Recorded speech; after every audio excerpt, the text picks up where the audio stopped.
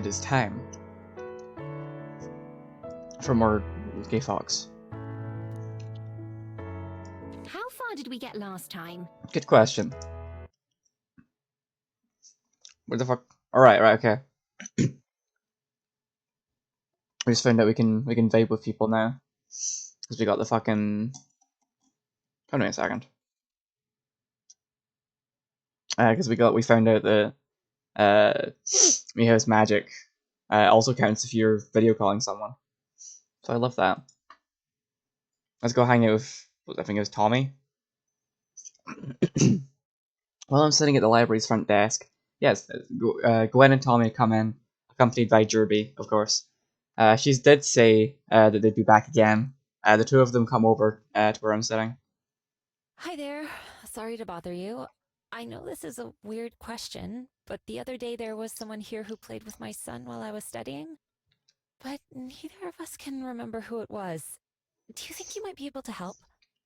Hey! Actually... I explained my magic and how I've met Tommy and Gwen a couple times. As well as Elijah. Yeah, I think that's the dad. When I'm done, both of them look amazed. Whoa! I can't wait to tell Dad! That's certainly a lot. But you know what? I believe it. It lines up with the gaps in my memory. I thought I was just getting stressed out and forgetting things. Well, I probably am, but I'm glad it's not the case here. Is there some way to keep from forgetting you? Especially if we've met so many times before already. I exchange numbers and I tell her that Tommy is always welcome to come hunt for bugs here. I just don't know if I'll be joining him. Talk to you later. Good night. I press the button to end the call on my phone and then gently set the device on my windowsill. Getting through the phone calls needed to make sure I'm not forgotten is more work than I expected. I'm glad that the people I've befriended are willing to put in the effort to see me every day. It's still such an inconvenience though, and such a risk. For their sakes, as much as my own, I need to try to find a better solution, whether that means getting rid of my magic entirely or not. I have to at least know what my options are. I can't leave it all for Aspen and Juliet to figure out either. I need to put my own effort in. Well, I'm not nearly as good at reading and researching as they are. There's still one idea that comes to mind a few times. It's time to finally put it into action. I leave my phone in my room, I get dressed and slip silently into the out the front door, making my way to Mount Victoria. At the very edge of the path I transform, nose close to the ground, head for the tree line in the wild part of the mountain. And rusty when it comes to tracking, and the sheer number of scents that assault my nose is overwhelming. I have to sift between them in my head while I run, disregarding the ones I can tell are human or other fables or just part of nature. It isn't until I'm far from any road or homes that I finally catch what I'm looking for. That familiar but unrecognizable presence. Honing in on what I can detect of Silver's trail, I follow it as closely as I can. Sometimes the lead goes cold, but I pick it up again a few meters away in a different direction. The path is windy and hard to follow. How does anyone live like this? It doesn't feel as if the path is leading anywhere in particular, but I stay on it, keeping my eyes and ears peeled for any other signs of her.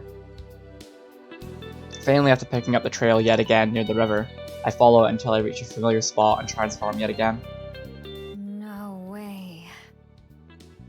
It's been weeks, but traces of my den are still there. The weather has destroyed a lot of it, but the tunnel's only half caved in, and evidence of the holes where I buried my snacks and supplies remain too. Has Silver been staying here? There aren't any signs of life more recent than mine. Still, her scent ends here, as if she just disappeared.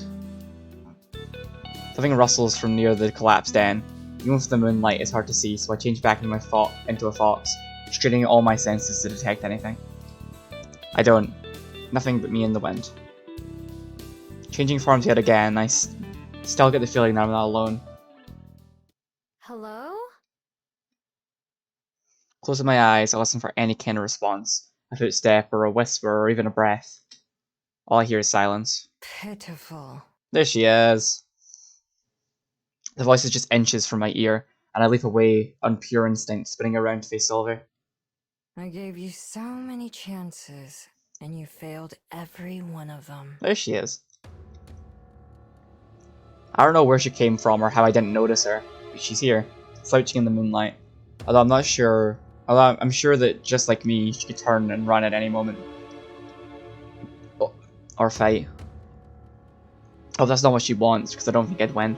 How'd you do that? Sneak up on me like that, I mean.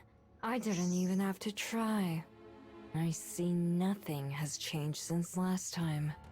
If anything, the human pet has only gotten more docile. Tell me, do they feed you scraps from a bowl as well? It's a plate, usually. She certainly hasn't gotten any nicer since last time. But as harsh as she sounds, she remains at a distance, and I let myself relax a little. Now that I've had time to get used to her existence, she doesn't seem as intimidating. Even if I was more scared, I wouldn't want to show it like last time. Maybe it's because she reminds me of myself in some ways. Although her arms are crossed, one of her wrists shines in the moonlight from where her bead hangs on a strap.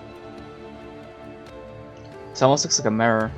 We're as different as any two people can be, but just by existing, I feel some kind of bond with her, something wild. Behind her shawl, I see her eyes narrow. So you admit it then. Perhaps it's for the best. A dog dreams of nothing more than its master's hand. You can close your eyes, forgetting what made you open them in the first place, and disappear. Silver spits out her last words like a challenge, daring me to respond. Her eyes shine like her beak does. I wonder if mine say anything about me. I don't respond, unsure how. Not because she's made me question myself, but because I don't think she'd believe what I have to say. It feels like it's been ages, but really it's only been a few months that I've been here in New Zealand. Not even a year ago, didn't I feel the same way she does? Telling myself that I wasn't missing on anything by being alone, chasing some dream for decades without even stopping to think about it, just dreaming my way through life. How could I tell her that? How could I say that would change her mind? I already know the answer. There isn't anything. Sometimes there are no right words. I see you've forgotten how to speak as well. But tell me, if you can, what was it you hoped to achieve by coming here? I could have left you chasing your tail in the dark if I'd wanted to, but you've somehow made me curious. I fail to imagine the desires of a hound. I unhook my necklace and hold it in one hand. The pearls make a soft sound as they bang against each other, but my bead clatters loudly against its neighbour. It's still glowing, same as this morning. Because I wanted to ask you something. If there was some way to stop her magic. Stop people from forgetting about us. My fingers curl over the bead. I don't even have to see her face to know her reaction. She laughs, just once. It sounds like a bark. You managed to surprise me again. I didn't think even you would be so shameless as to try and rid yourself of your gifts. Ignore them, perhaps, but to abandon them? You have outdone yourself, dog. Fitting that you wear it around your neck like a collar. As for forgetting, I can only guess at what you must mean. Don't think yourself the same as me. My magic is nothing like yours. It takes a different form in every one of our sisters. My sisters, I should say. Then what does yours do instead? I don't see why I should tell you that. A dog need not concern itself with affairs above its head. This dog thing is getting pretty old, you know. Then leave. I only chose to acknowledge you to satiate my own curiosity. It won't happen a second time. Goodbye, dog. Quick as a flash, Silver transforms. The glow from her bead lingering for a moment in the air before her paws have all touched the ground. She's already running away. Soon, even her shining fur disappears into the night. I don't give chase. I never really expected her to answer my question in the first place. Still, I don't think this visit was a waste of time.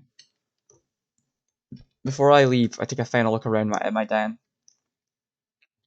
When I left here with Juliet months ago, I expected to be back soon, but since I never went back, I never really said goodbye. It wasn't much even then, and it's even less now. Compared to some of the other hideouts I've made, it didn't stay here very long. Still, it's special. I have a hard time going back to sleeping in the ground instead of a bed again, even if I had to. Maybe I'll change in the future, but for right now, I'm pretty sure this would be the last den I ever make. Looking around, I'm all alone again, and it's silent. The birds that used to chirp and greet me in the morning are either sleeping or gone still. Or either sleeping or gone. Still. Night-night, birdies. I whisper a final farewell before changing forms and dashing back to the library.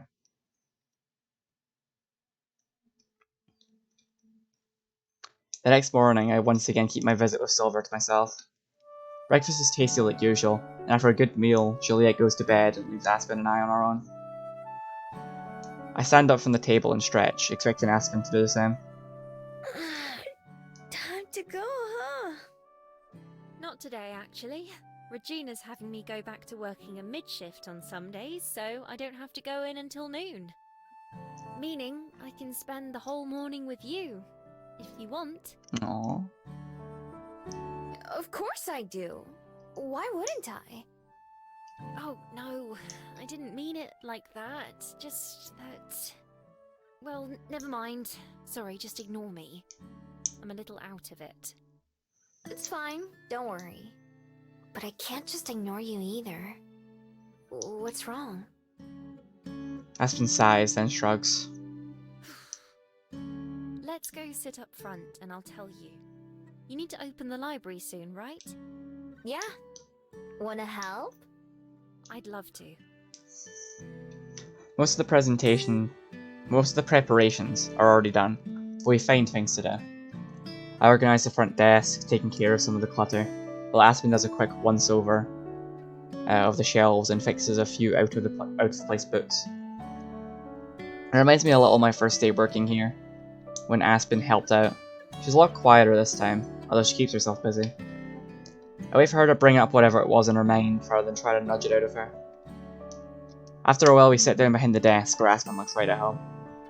She casually unpacks her bag, setting aside a small hand mirror and a few notebooks. And a new notebook. No, I mean, I'm today. When she removes an envelope, it has a fancy logo at the top, but not one that I recognise. This was waiting for me in the mail yesterday. The plastic part of the envelope crackles as Aspen removes the piece of paper from inside, frowning as she unfolds it. Watch her eyes move as she reads through it silently before sighing again. It says, "Dear Ms. Benoit, we appreciate your manuscript submission and commend you for your success in completing a novel. Unfortunately, we do not find that it fits the criteria we're currently searching for, and as such must respectfully decline. RIP. Respectfully, Purple Penguin Publications." Slapping her hand with the paper, she clicks her tongue. That's it. Not even 50 words, including names. I doubt they even read past the first chapter. Wait, they said no? Why? As it says, it's not what they're looking for. I wish they would have given more detail than that, but I suppose I'm lucky to hear anything back at all. They're totally gonna regret it in the future when your books are really popular. I hope you're right. I was prepared for rejections, of course. Even Agatha Christie didn't get published until her second book. Still, I wasn't expecting them to come in so fast. You sent it to a few different ones, right? Right, I made a list of my top 15 choices and submitted it to all of them. At first it was going to be my top 10, but I decided maybe I should expand it some. It turns out that was a good idea. So far, 3 of them have already said no.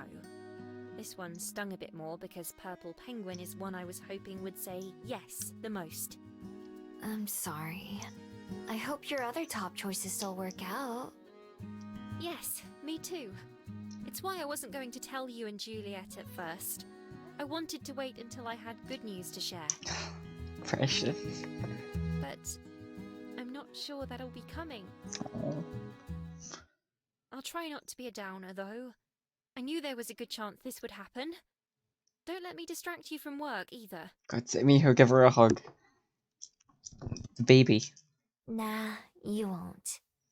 Here, look at these. In an effort to cheer her up, I pull out some of the writing practices that I've been working on and show them to Aspen. Wow, you've improved so much already. This looks great, Miho. With a genuine smile, Aspen slowly flips through the pages. I know there's not much to see since it's a lot of repeating the same things over and over, but she still looks at everyone. Really, I'm so proud of you. Thanks. Showing Aspen my attempts to learn how to write feels a little silly compared to her finishing a whole novel, but I can tell that she means every word she means every word of praise. I'm proud of myself too. I don't tell her that a big part of my motivation is being able to read what she writes. I want her to be surprised when I get there. From the very start, having Aspen in my life has inspired me to be a better person. Now that we're in love, it makes me want to try at least twice as hard. I want to be able to love her writing too. Even if those penguin people don't like it, I'm sure I will, because it comes from her heart. I believe in Aspen, even when she doesn't.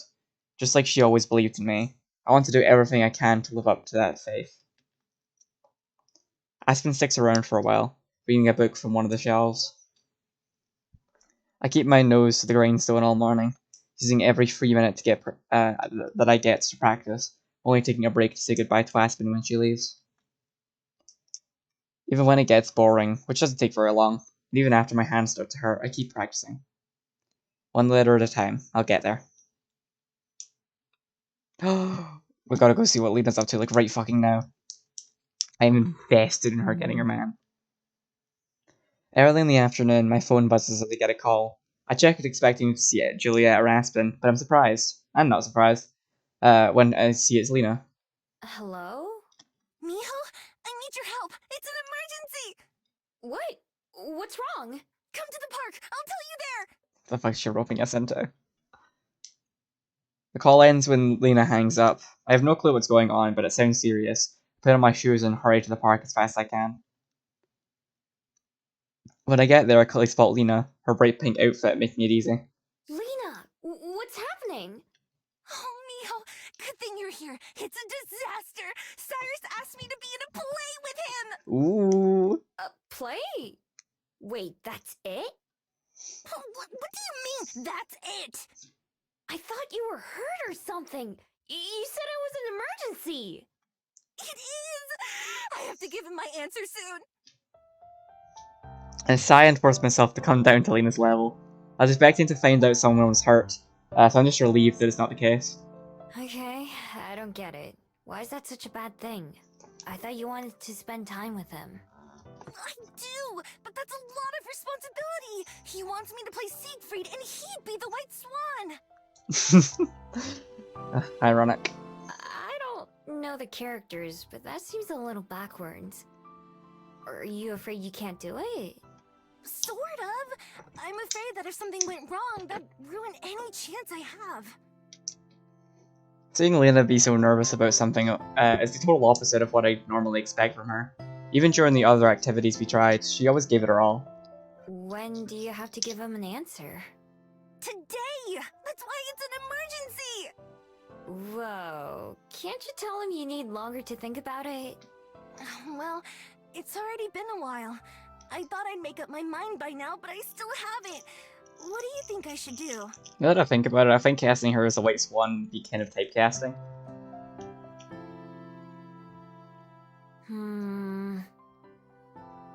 Just then, I noticed Cyrus himself walking up the path towards us. Oh, there he is. Lena turns to see him, then looks back at me with fright. I'm out of time! She tries to put on a cool face as Cyrus reaches the two of us. Hi there. Sorry to bug you, Lena, but have you decided yet? Not yet. Still thinking about it, sorry! It's already been a week. Nuh-uh, not for another 43 minutes. Then it'll have been a week. Both Cyrus and I just stare at her. Can you make up your mind in the next 43 minutes? You bet I can! Okay. I'll just stand here. Wait, for real? Do I look like I'm joking? I can never really tell. Cyrus says, Look, you don't have to do it if you don't want to, but I need to know so I can ask someone else. I already have someone cast for all the other main roles. It's just Siegfried and a couple extras that are left. Finally, he looks at me. Sorry to interrupt your conversation. It's okay. We were just talking about you. Wait, you know who I am? Yeah, we've met before. We were partners at that painting class. Huh. I was trying to remember who I was paired up with. I have the picture I made, but it didn't really help much. Yeah, I have this magic where people forget about me after a day if I don't talk to them again. I've had to explain this so many times by now that it just feels normal to talk about. Really? I think I have that too, except it's not magic. How do you and Lena know each other then? We do a vid call every day. I talk about my life and Miho talks about hers. So far, that's only really half true, but I don't mind. I see. Say, Miho, right? How would you feel about being a tree? A tree. Yeah, in the play, I mean. There's still a couple small parts like that that I need to fill. Oh, His face lights up with excitement. if you do it, I'll do it. Wait. My immediate reaction is to say no. Being up on stage in front of strange people is still a lot for me. No matter how much no matter how much better I've gotten at talking. But it seems like I would be helping out Lena and Cyrus to. What would I have to do? Stand there. Haven't you seen a tree before? That's it. That's it? Why not just get a prop then, my guy? I sigh the heaviest sigh of my life. I hope I don't regret this. Fine. Let's go! Both of them perk up and I see an actual smile on Cyrus' face for maybe the first time ever. Cool. I appreciate it. We're gonna be great. You're gonna be the best tree in the play. Rehearsal starts soon. I'll send you both the info. I guess I'll need to talk to you every day too, right? Yeah, otherwise you'd have to ask me every time. Oh, let's make a group chat. Lena instantly pulls out her phone and starts tapping. I'm not sure. Done. I feel my phone shake in my pocket and see Cyrus check his as well. I guess that works. Anyway, thanks, both of you. See you at rehearsal. See ya. Bye.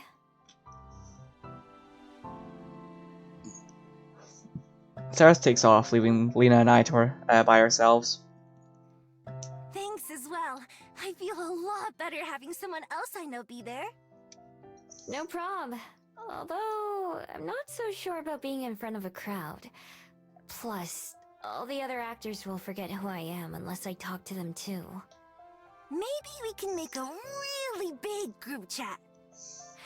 Well, I'm sure it'll be fine if you're just gonna be an extra. It'd be a bigger problem if you were gonna have a speaking role. Yeah, that's true. Have you ever been in a play before?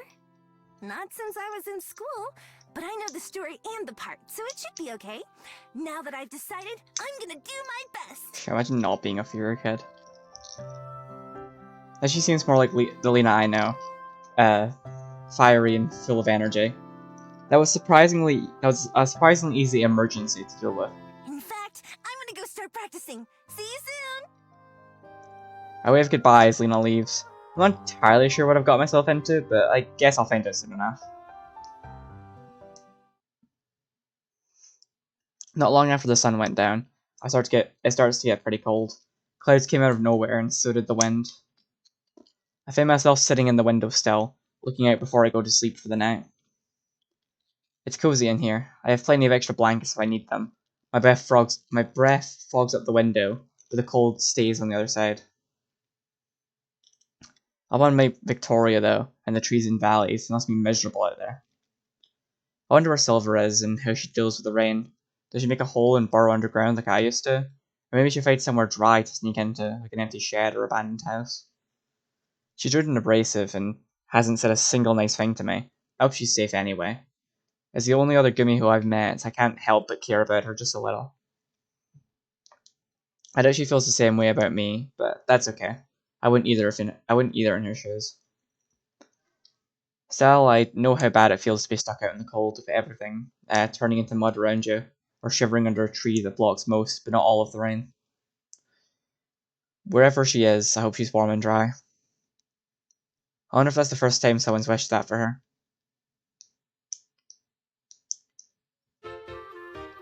The next day the rain has stopped, but it's still gross and wet outside. Dreary as Aspen put it. Still, it's a busy day, and it's a busy day as I've ever seen in the library. My main job is stopping people at the door and getting them to wipe the mud off their shoes before they go in. I care a lot about it because my second job is cleaning up the mud off the carpet. The door swings open and a big Cyclops stomps in, looking around. Hiya! Welcome to the library. Wipe your feet before you come in. Pardon? I won't be here long. I don't mean to get in your way. I'm just looking for a friend. Who's your friend? Oh, no one. I'm sure he'd said he'll be here, but I don't see him. I'll try again later. Oh, okay. Good luck. Thank you. And I do apologize if I got any dirt on your floor. Apologizing all the way back to the door, I got leaves as quickly as they came. The door shuts, which gives me a minute to find some fresh towels and rags. Once the entryway is as tidy as it can get, I sit back down behind the desk to work on my reading and writing. It isn't long before the door swings open again, but it's shut before anyone enters, and I can hear grumbling from outside. Come on, Pippa. At least hold the door. I'm protecting the notebook. You get the door. Here, let me. The doors pop open one more time, and 3 kids in matching uniforms trudge in. Oh, they're adorable.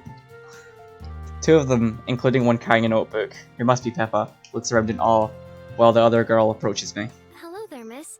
My name's Cello. My friends and I are here in New Zealand for a class trip, and we're supposed to research and put together a project on a special place in Wellington. We were hoping you might have some suggestions for where to start. Hey, I'm Miho. But, I'm not the best person to ask, really. I've only lived here for a couple months. But I know a couple people who might be able to help. One of them's at work right now. The other one also lives here at the library, but she's asleep right now. To be fair, I don't think Juliet or Aspen or either of them are from Wellington. Did you say she lives here? And did you say also? Armand, Pippa, please. I'm sorry my 2 friends don't know how to not be so nosy. It's fine. Julie, she's the one who owns this place. And I both live here. I have a room upstairs. That sounds like it would be too good to be true. Think about it. You'd have all kinds of books around for inspiration. Or just for reading. It'd be impossible to get bored in a place like this. You'd be surprised. But you guys aren't the first ones to say that. Is it alright if we look around? It is a library, you know. They're meant for looking around. It's still polite to ask. Yep, it's fine. Let me know if you need help finding anything. We will. Thank you. Yeah, thanks. The noisy pair head off to browse the books. Although they seem like carefree kids, I can tell they're handling the books with respect, as Juliet would say. The third girl, Cello, stays by the desk. Ms. Miho? Since you're new here, would it be alright if I asked you a few questions about your experiences? She also has a notebook with her, although it's smaller than Pippa's. It reminds me of the one Aspen always carries around with her. Sure, I don't mind. But like I said, I don't know much about Wellington or New Zealand at all. That's okay. It's why I wanted to ask. I also haven't lived in Amarina for very long. I'm not even from the underworld. My family and I just moved there, so I don't know it the same way Armand and Pippa do. I hope that didn't sound weird. I know what you mean. Don't worry. I'm not from the underworld either. Go ahead, ask away. Thank you. She takes a seat in one of the chairs near me, and tail curls around one of her legs.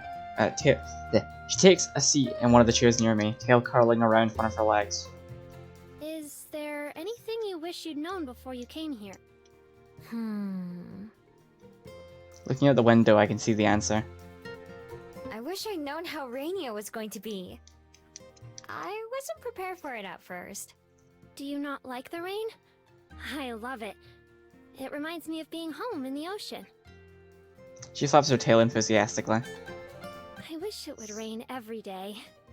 That was one of the hardest things to get used to when my family moved on shore to Amarina. It's so dry, even with the canals. Is there anything that makes this city different from others you've been to? Or anything you miss? It's hard to say.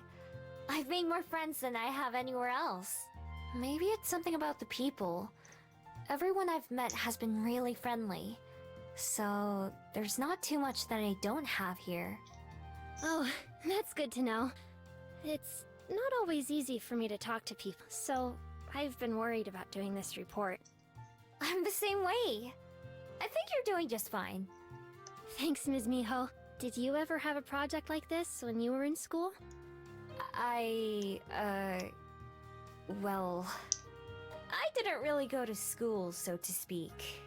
Were you homeschooled? Something like that, yeah. Oh, I see. I just have one more question. Do you have a favorite place in Wellington so far? My favorite place? Ah, shit.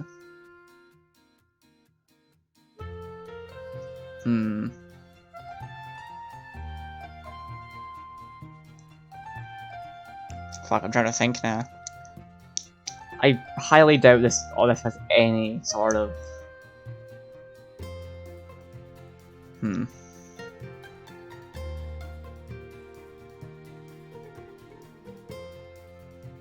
not sure if this will have like an effect on the ending I get or not.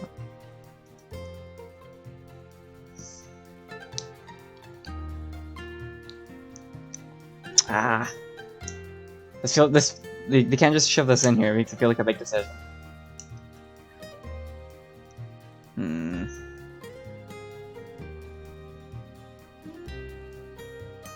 Mount Victoria is probably the most interesting option. Fuck it. Probably Mount Victoria. It's not too far away from here. You can really see the whole city from the top. I lived there before I moved into the library. That does sound really nice.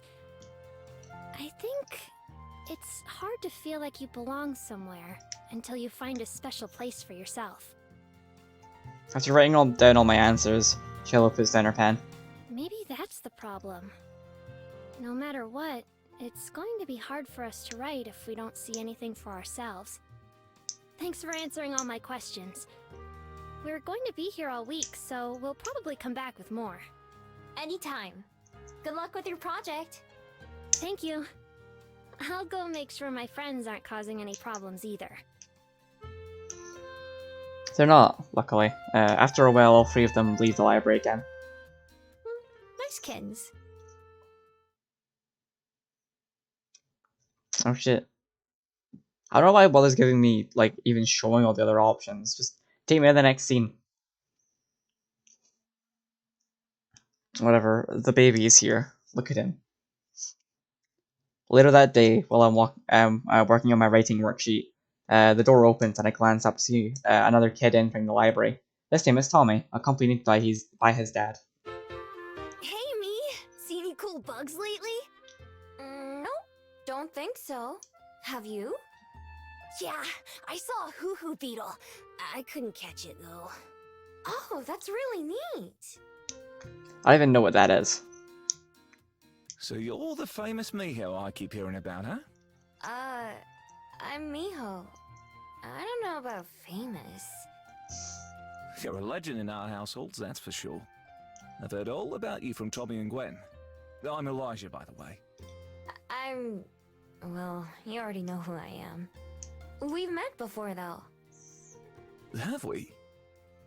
I hear that's easy to forget. Tommy waves a hand to get our attention before we start talking too much. I'm gonna go look for more spiders again. Bye! Don't cause any trouble now, okay? And don't touch anything that's gonna bite you back. I don't know how many bugs there could be left in the library at this point, but I don't stop Tommy. I know he's pretty harmless and that I don't need to worry about him. Once Tommy and Jerby leave, I turn my attention back to Elijah. Anyway, we met each other a while ago at the Botanic Garden. I caught a bug by accident and Tommy wanted it. Oh, so that was you, was it? I was trying to remember who we were with. So wait, that means that you're the one who can see Tommy's friend Gerby, right? Yep, I can see him right now with Tommy. The Fable is next to Tommy like always, helping him search for their eight-legged prey. When he hears me say his name, he gives me a jolly wave like Tommy did. Huh. Although Elijah's staring at the same spot although Elijah's staring at the same spot I am, I can tell that all he sees is empty space. Elijah pulls out a pen and notebook from his pocket, just like I've seen Aspen do. He clicks the pen into writing mode. What's he look like, if you don't mind? He's got a white face and body with purple flower petals on his head and shoulders. And some green leaves for his hair? He has eyes but not a mouth. And he floats. Nodding, Elijah writes down everything I said. That's exactly how Tommy described him. Wow. Why didn't you think he was real? There's all kinds of Fable, you know? I know. It's just... Did you have an imaginary friend when you were younger? I shake my head. Well, I did. And Tommy's the kind of boy who would have one too. Not that Gwen and I thought that was a bad thing, of course, but since no one else could see him, we thought he was just pretend. Hearing he's real is still a shock. Across the room from us, Tommy's creeping around on his tiptoes, Jerby floating high above, using his aerial position to get a better view. I'm glad, though. Real glad. In fact, that's why I'm here. I want to try and see if I can find anything in the books about a fabled like him. Not sure why you're able to see him either. Other fabled haven't been able to. You're the first person I've ever met who can. He frowns. Unless I forgot them too. I need to write that down. Elijah's pen scratches against the paper. In the quiet library, I can hear the sound clearly. Elijah seems pretty casual and relaxed, and so I don't feel like I can ask him a question that's been weighing on my mind. And Elijah seems very casual and relaxed, so I feel like I feel like I can ask him a question that's been weighing on my mind. One that I know isn't exactly polite to ask. Hey, can I ask you something? Well, I'm an open book. Why are you and Gwen getting divorced? I mean, I've talked to both of you, and you seem like you get along. The scratching stops abruptly. He taps the pen against the edge of his notebook a couple times while he chews his tongue. Because people just change. Sometimes in different ways. Don't get me wrong, she's still one of the best people I know. We're just better off not being together. It hurts, but if we'd stayed married, it just would have hurt more. Eventually, you have to rip that bandage off. It's for the best for all three of us. I mean, Gwen works her butt off for him too. Me and her both still have the same goal, and that's to do right by our kid. That seems rough for Tommy. Yeah, that's the hardest part. We're all still getting used to it, I think. You know what they say about time healing wounds? Well, I'm glad he's got a friend after all. Thanks for letting him play here too. I hope he's not too much trouble.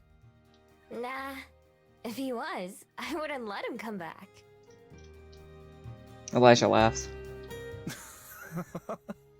That's good to know. I'm gonna go get a start on that research.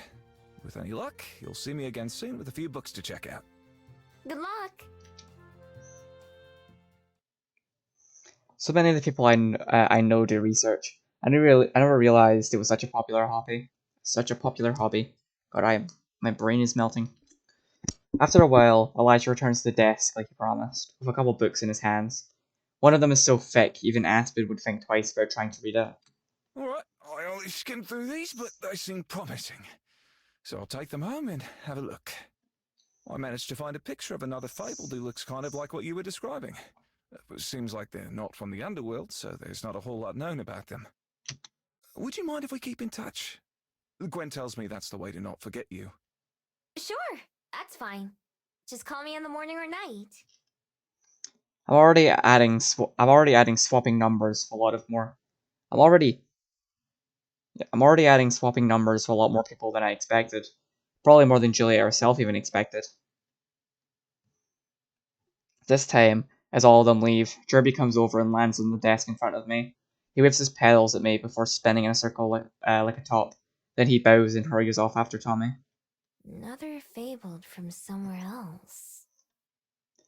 Derby may be a mystery, but for Tommy's sake, I'm glad he's around. He's just a little guy. Whole day to ourselves, finally!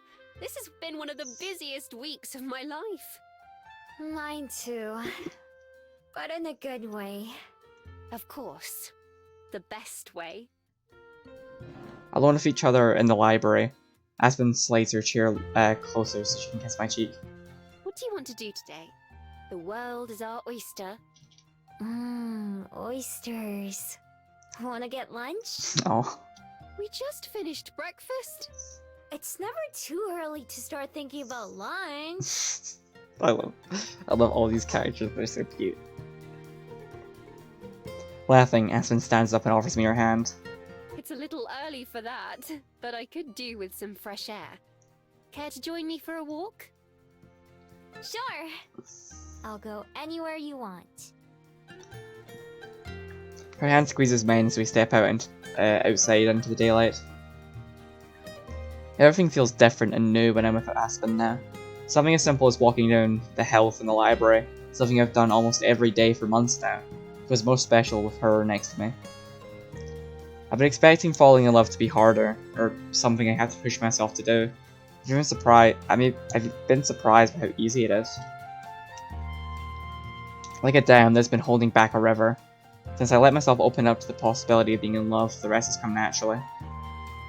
Simply existing around her feels nice. I meant it when I said I'd go anywhere she wanted. It's been a while since I've seen the ocean. How about a walk to the waterfront? Sounds good. That's where the oysters are, after all.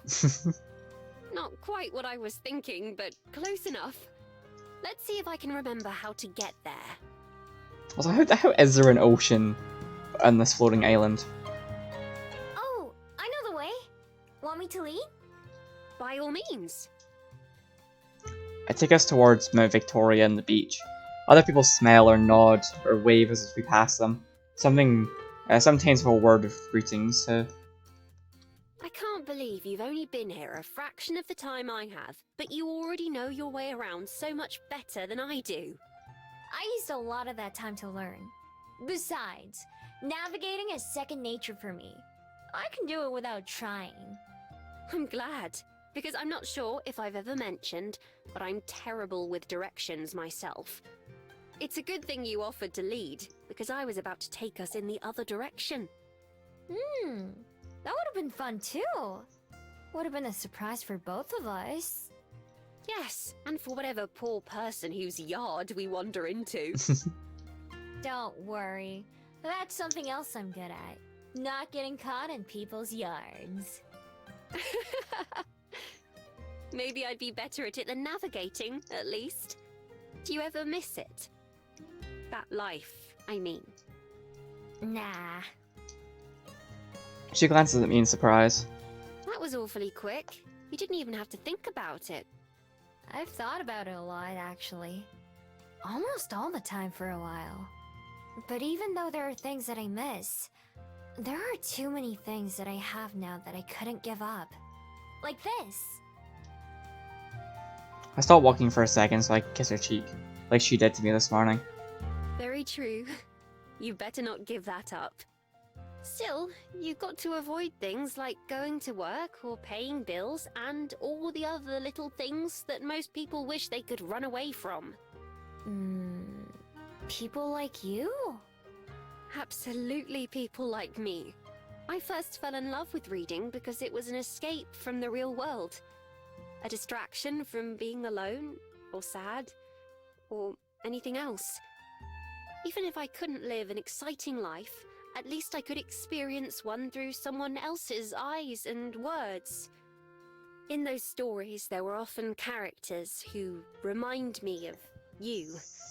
Going wherever they please, doing whatever their hearts tell them to. Having wished so desperately to go from my normal, boring life to one of adventure, I would certainly understand if you ever wanted to go back to it. Aspen, you're not helping her. I shake my head. You've got it all wrong. What you just said about going where I want or following my heart, I'm doing both of those things right now. No. I'm not too far from the water, but we're even closer to Mount Victoria. Looking up towards its top, I have an idea. Do you mind if we go up the mountain a little bit? I want to show you something. The mountain? I'm not exactly dressed for hiking, or built for it. That's fine. It's not a hike. It's pretty easy to get to. Alright, well, I'm up for it. Lead the way. Again. We take the regular trail up towards the top, but before we reach the summit, I lead us off the path. This way. I can see the curiosity in Aspen's face, but she doesn't question me. It'll be easier just show her instead. It's slower as a human than as a fox, but it doesn't take us long to reach our destination. Ta-da! Here we are. And this is... where? Home sweet home. Or at least it was. My den is in even worse condition now than it was last time. Last time I came. I actually have to spend a moment looking for the exact spot. Once I find it, I move aside some of the brush that built up over the heap of mud. This was my den. I lived here until Juliet let me move into the library. I buried food that I stole in the ground to save it for later, so everything was at least a little dirty. And when it rained, my ceiling would turn into my floor. Still, it was one of the nicer dens I've made, if I do say so myself. And I've made a lot of dens. But now that I've had my own bed, pillows and stuff, it'd be hard to sleep in a hole in the ground again.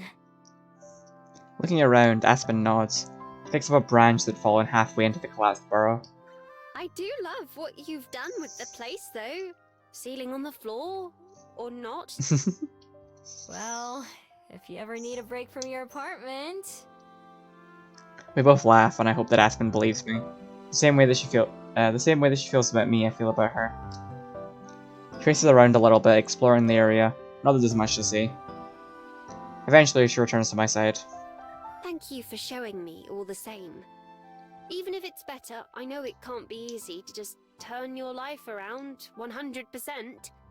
There are things I miss sometimes, but trust me, I like what I have now way more. If I didn't want to be with you, I wouldn't be. I'm really good at running away from things I don't like. I'm not going anywhere. I have seen that for myself. It's true. Exactly. So I mean everything I say to you. Everything. I don't mind at all, but standing with her next to what used to be my den feels like a strange collision of my past and my present. It takes some getting used to. It's taken some getting used to, and there are still things that surprise me, but that are tough to deal with in my everyday life. When I dug this hole, I never would have guessed it would have been the last time for Aspen and Borough Wellington. I never had anything else to go back to. Being here and seeing what I did leave behind I don't regret that life, but I don't regret that life, but I don't miss it. Every day is better with Aspen in it, and Juliet as well. I just have to do my best to make sure that's true for them too. Judging by the way Aspen holds my hand as we go back down the mountain, and the way she laughs at all my dumb jokes, I feel like I'm doing an okay job so far. I want to keep playing, but I'm fucking shattered. I had to get up really early this morning and rush to get out the house. So I'm gonna end the stream here for tonight.